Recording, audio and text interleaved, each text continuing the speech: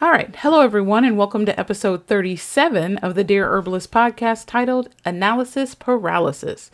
If you are new here, you are so welcome. And if you are a returning listener, welcome back and thank you for your continued support. Now, tonight I have some questions for you. Do you find yourself spending excessive amounts of time weighing pros and cons or considering every possible outcome before making a decision? Are you frequently procrastinating or delaying action because you're afraid of making mistakes or failing to meet your own high standards? Do you feel overwhelmed or stressed when faced with decisions, even relatively minor ones? Well, guess what? You just might have analysis paralysis. And if you do not address it, then it can have several negative consequences that can impact all different aspects of your life. I thought this was a great topic to talk about because, again, like I told you, and you guys know this, I always talk to myself first. It's like, girl, you done created a podcast to talk to yourself. Yes. No, I did. I really didn't. But I did that. And because I always want to make sure that no matter what I'm telling people, I'm taking it in as well and applying it to my life. Have I struggled with analysis paralysis? Yes. And from time to time, I still do. And so I felt like because I sit down a lot of times and I analyze myself and my actions, and I'm like, I don't like that. I was a go-getter. I would get up, I would go do, I set my mind to something, it's done. And as the years progress, life, happened and all of that. And now all of a sudden it's like, I have all these ideas and big dreams and all this. And it's like trying to get my foot off of the brake and step on the gas seems like a daunting task. And so I had to check myself and I'm like, what is going on? When you set your mind to do something, you are a doer. You've always done it. So what's different? What's changed? And so I do a lot of talking to myself, right? Because it helps me. It helps me process things. It helps me process what I'm thinking. It helps me say it out loud. Not that I'm like talking back to myself. I guess then that becomes a medical thing, right? I guess at that point you're like, hey, get her some help. She's talking to herself too. She's talking back to herself. But I just talk out loud because it helps me process why I do the things I do or why I have what I call that stinking thinking. Okay.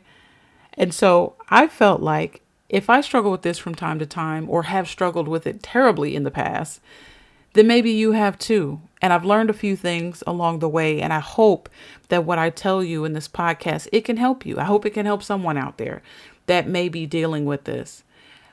Just as much as I've dealt with analysis paralysis, I also have that same press and push on my heart that I have to take action. Somebody is waiting on the information that I have. And if I don't give it to them, how they're going to get it? Right? And somebody hearing that, they may be like, well, who do you think you are? The end all be all? No, I don't think that at all.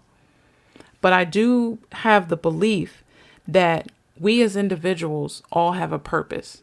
And I believe that we have people that we're designed specifically to reach. Which is why, as herbalists, there is no competition in our arena. It shouldn't be. Because I have people that I need to reach and that I can speak to. You have people that you need to reach that you can speak to. We all have our own lane. And so if I don't get myself together and snap out of it and do the things, no matter, sometimes it's not going to make sense. Just do it. Or sometimes it's not going to be polished. Just do it. Figure it out along the way. But just get out there and do it. Because somebody is waiting on what you have. Right? So I tell myself these things. And I hope that I can encourage you to tell yourself some things. But let's talk about, because I can go all night long talking about that. But let's go on, because I do want to stay as on topic as I can. I always like to have side conversations, but I do also want to make sure that I get my points across. So let's talk about some of the negative consequences that can impact your life if you have analysis paralysis. One is missed opportunities. So analysis paralysis often leads to indecision and inaction, which can result in missed opportunities for personal and professional growth. Whether it's you delaying your career decision, avoid taking some sort of a risk, creating that podcast, starting that business, taking, your business you have to the next level, creating that course, whatever it is, if you fail to act due to your analysis paralysis, you can limit your potential and hinder your progress. My mother always says, and shout out to my mom because I know she's listening to this, missed opportunities, right? Missed opportunities. My mother always says, preparation will meet opportunity, right? So if you're not prepared, let's say an opportunity comes, you're going to miss it, right? So you don't want missed opportunities because you don't want to step out there, or you overthink things to the point to where it could have 50 different ways you could do this. And you're thinking of 100 when really you should only be thinking about what's the most important thing and build from there. Another thing is it can lead to increased stress and anxiety. So if you're constantly mulling over and overthinking, right, then this could lead to high stress as well as anxiety because you fear making the wrong decision or failing. Or you can't meet any type of unrealistic standards. And all of this can take a toll on your mental and emotional well-being. This could lead to chronic stress. And we all know as herbalists, chronic stress is dangerous.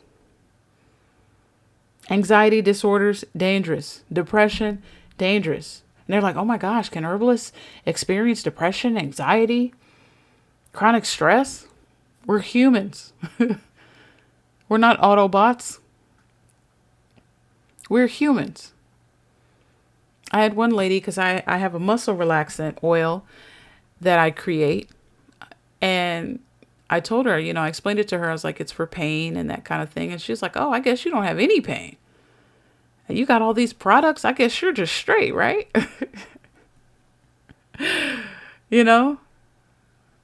But no, sometimes things happen. That's why you create the products, to address the things as they happen for various reasons. So you don't want stress. You don't want anxiety. You don't want depression. All right. But this can happen with analysis paralysis. And why does this happen? Because you are fighting against yourself internally. Your body knows exactly what you're here for. Your soul knows what you're here for.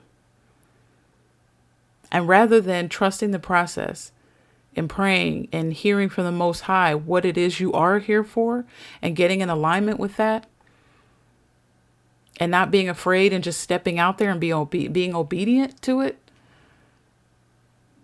your mind is racing and running. Well, what about this? You're trying to figure out all the angles and I'm not stepping out till I know the next part of the story and all that. It's like, life doesn't work like that. So if you are overthinking or you dealing with consistent stress and anxiety over analysis paralysis, it's not going to end well. Another downside of analysis paralysis is strained relationships. Now, this can strain personal and professional relationships because you're being indecisive or you're procrastinating. And this can frustrate other people, business partners, whoever, your partner, your spouse, your friend, your family. Because it can frustrate them or it can strain your connections, which can lead to what? Misunderstandings, conflicts, secret resentment. And this, of course, can just damage trust and communication within relationships, ultimately leading to their deterioration if these issues are not addressed. So it can have a strain on your relationships. Another thing is decreased productivity. So if you're constantly overanalyzing your decisions and procrastinating due to analysis paralysis, this can significantly decrease your productivity. Tasks that could be completed efficiently take actual, a longer time to accomplish, which leads to delays, missed deadlines, reduced effectiveness. And this could spill over to other areas of your life, including your education, personal projects. I know that I overanalyzed decisions. It's like I can have an outline. I could be just as organized. I know exactly what I'm going to do. And then I sit there and I have an outline for the outline. And then I have another outline for the outline for the outline. Now, mind you, the first outline that I have, I'm supposed to do tasks. I'm supposed to write things. But now I got to organize the outline. And then when I have that organized with the second sheet of paper, right? I got to have a third sheet of paper to organize the outline of the outline. So at the end of the day, I have 3 or 4 different plans of what I plan to do, but I have not accomplished anything. All right. So my productivity is in the dirt. Forget decreased. I haven't moved anywhere. I'm in a parked car because I'm planning to plan with the plan of the plan that I've planned to have. Okay. I'm sure I'm the only one out there that's like this. I got 25 plans and haven't done anything yet. Because I'm like, what if it's not good enough? What if I don't have enough information?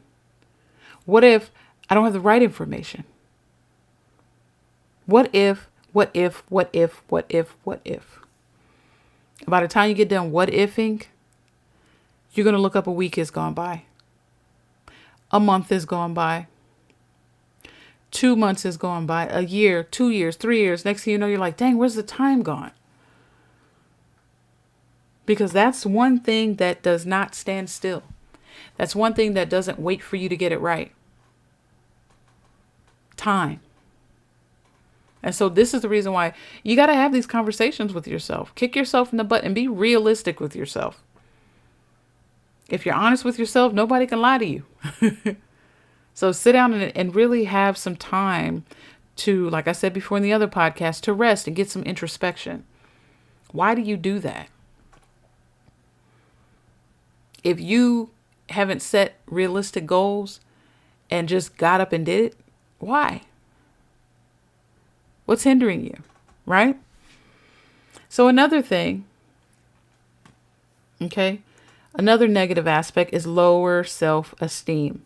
So if you're constantly second guessing your decisions and fearing failure, this can kill your self-confidence and your self-esteem over time because it reinforces a negative internal dialogue, conversation that you're having with yourself. And this is where you perceive yourself as incapable. You can't do this. You're not worthy to make these sound decisions. And this negative self-perception can perpetuate, right, further the cycle of indecision. And then it undermines one's sense of self-worth. In the field of herbal medicine, once you start to study the human body and you start to study plants, it's a blessing to be able to know and understand what you do know, the little that we do know, that we're allowed to know. And when you think about the Most High's creation and what he's done with the human body and all the mechanisms that he has put in place, same thing with the plants, what he has done with the plants to be able to give us so much. You feel unworthy to even know what you know. But it's a humility that is attached to that and not a self-destructive behavior. The self-destruction is, I'm not worthy. I can't do this. I won't do this. Not, I am not worthy of this, but because he's given it to me, I'm going to do it. I can do it because I'm doing it in his strength, his way, his time. Versus you beating yourself up.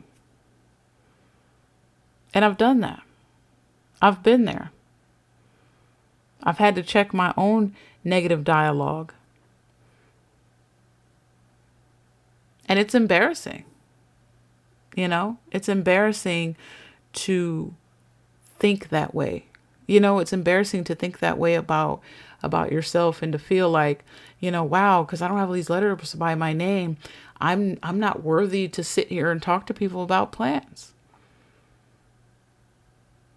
And then, of course, when people come up to me and they ask me, well, what education do you have? And what education did you have to write those books? And, who trained you?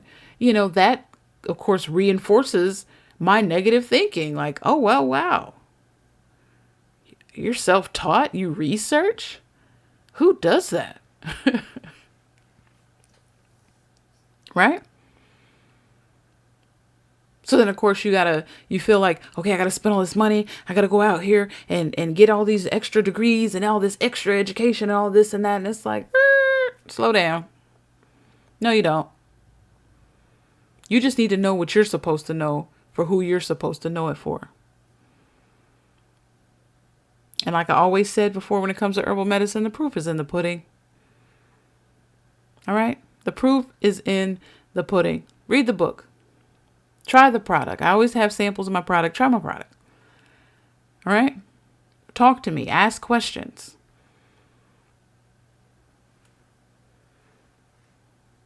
But I just felt like I went through that period where I didn't feel worthy. And it went from not feeling worthy because of what the Most High has done and how he's given me this great gift, to I don't feel worthy because I'm not. Who am I? Who am I to know these things? Who am I to share these with people? Who's going to listen to me?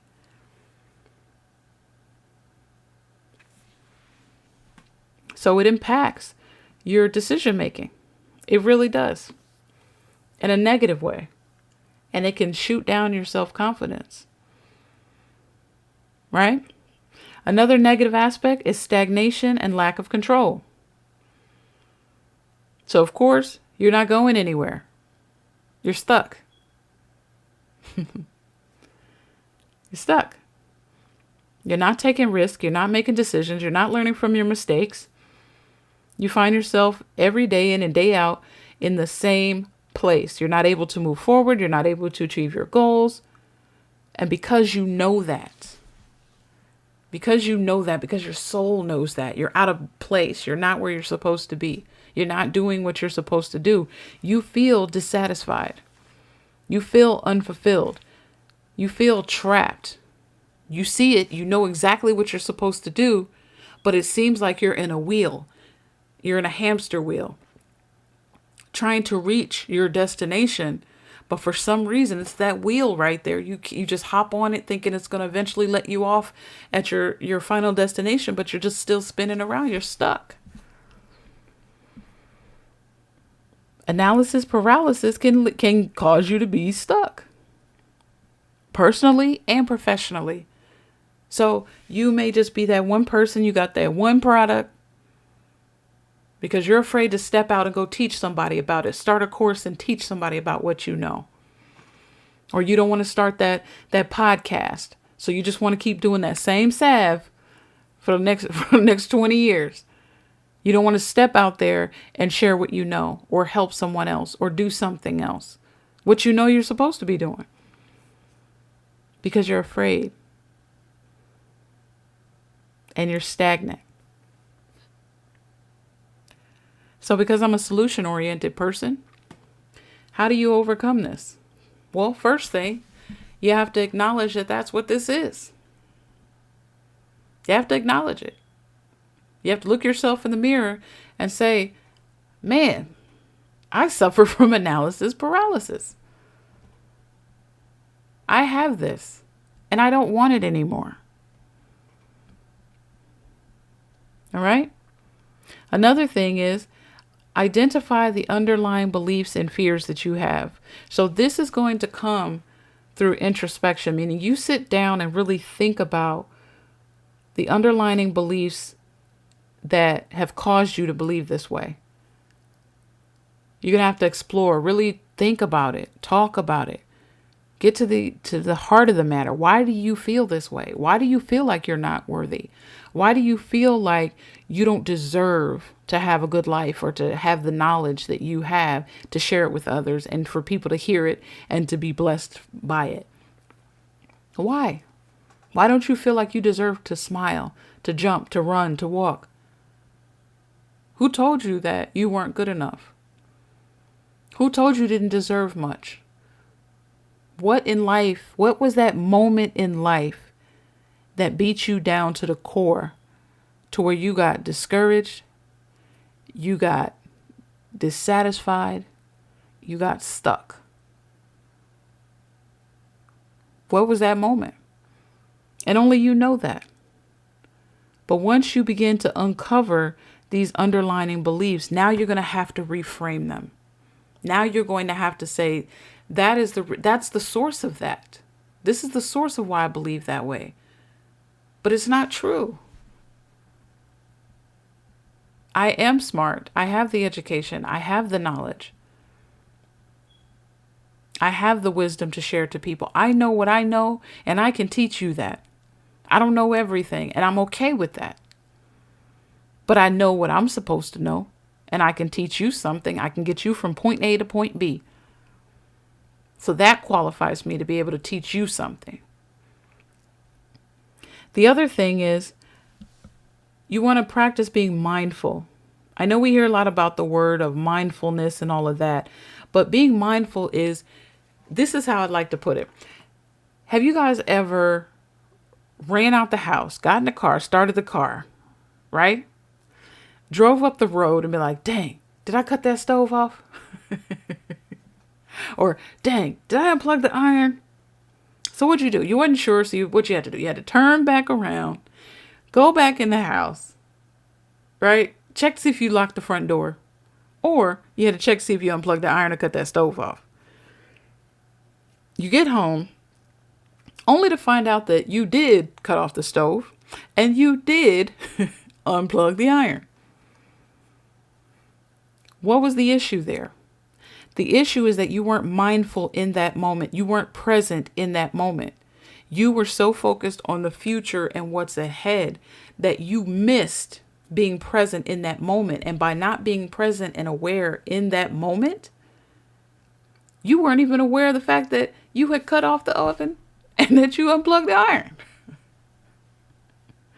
So when I say mindfulness, okay, this isn't some like mystical whatever. It's being mindful in the moment. So in the moment where you are now, okay, stay present, stay calm. When you're making decisions, focus on the present moment rather than getting lost in future hypothetical situations. What could, what would, well, if I did that, what about that? And if I did that, what about, no, where are you right now? Where are you right now? And right now, you have the capability to make one solid decision and move forward with it. Don't worry about the what ifs. Don't worry about the future. In my case, I'm like, don't worry about who's going to listen to your podcast. Don't so much worry about who's going to get your courses, who's going to get your books, who's going to buy your product. Just do it. Just make it. Just create it. Step out. It's going to take faith. It really is. But you got to stay in the moment because it's a part of your journey. And if you try to skip over it, you just try to jump in your car and drive off and think you're going to get away. Your spirit is going to eat at you. And it's going to say, hey, you didn't cut off. Did you cut off the stove? Did you plug the iron, unplug the iron? It's like they said, it's like getting in the shower with your socks on. Something just don't feel right because you miss a step. So what do you got to do? Turn back around and come back to that moment in time and get back present. So that you look at the iron, it's unplugged. You look at the stove, it's turned off. That way, when you leave the house, lock the door, you were present in that moment. You know that there's no pending dangers in your home. So when you stay focused on that one thing, that one project, whatever that thing is, whatever it is, stay present in that moment in the building and developing and creating of it.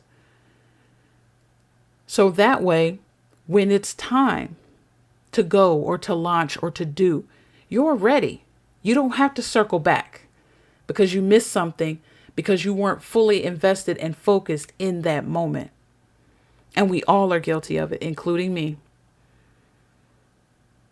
I've done probably everything but left a kid at home. We've not had any home alone experiences here. All praises to the Most High for that. But because I was not mindful in moments. So be mindful. The other thing is set realistic goals and expectations. And it's important to set these realistic goals because you understand that perfection is not attainable.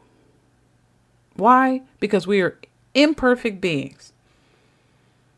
That's why. And we have no control, over certain elements of life. Some things in life, just life. It happens.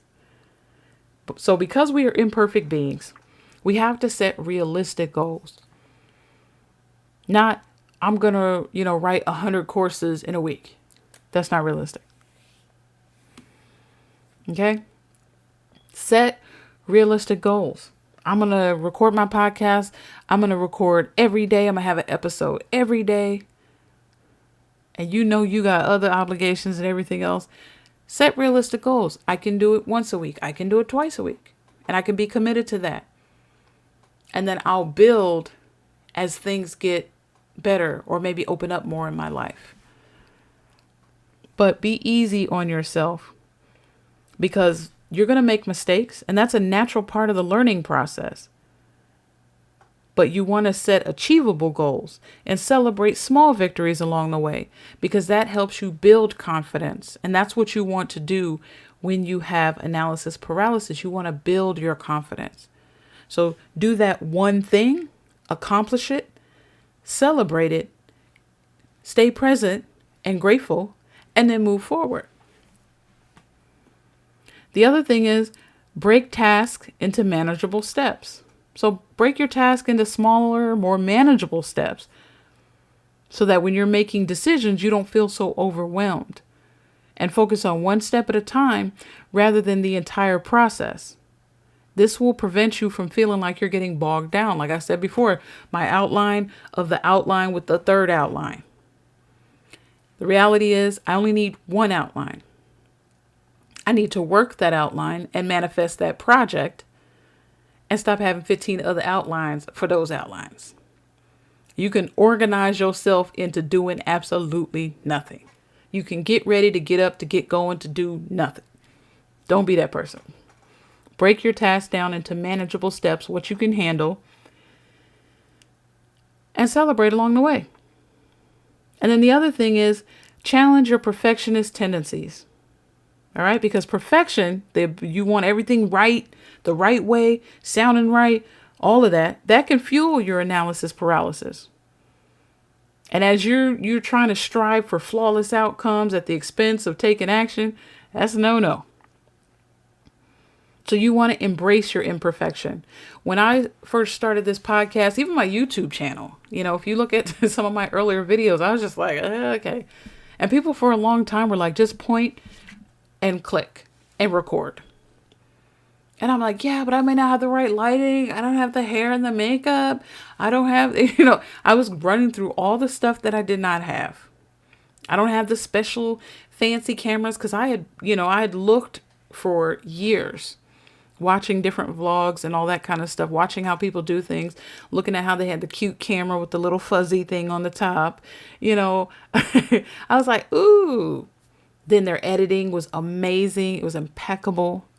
They had the music, they had the switches and the cameras and all that. And here I am sitting on my couch or sitting in front of somewhere with a camera in my face, greeny at best, and just talking to folks, hoping they can hear what I'm saying. But I forced myself to do that because I said, if you don't do it, you won't do it. Because if you get all that fancy equipment and all that stuff, now you're going to take time. You have to take time to learn how to use it. And so that's going to take more time. Thus creating a whole nother project. Dang, I don't know how to use this. Now I got to go do YouTube videos and watch that to learn how to even use these things. Thus pushing back the time. And so I took a risk. I said, you know what? I'm just going to start shoot from my phone, upload it and see what happens.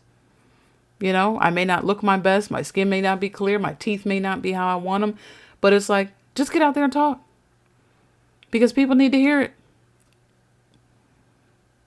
So don't worry about perfection. Catch yourself.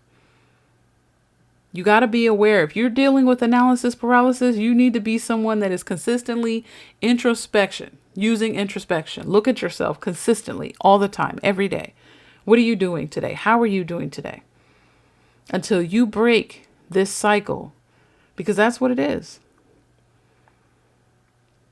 So take an imperfect action. Because sometimes this is the best way to overcome it. When I jumped out there and I said, bump it, I'm just going to record. I'm going to set my phone up and record if it falls or whatever. Hey, I'm going to get back in the game and I'm going to start talking to folks. And once I did that, it was almost like a domino effect. Like, oh, well, that wasn't so bad. It wasn't perfect, but I think I could do this again and again and again. And the same thing with my podcast.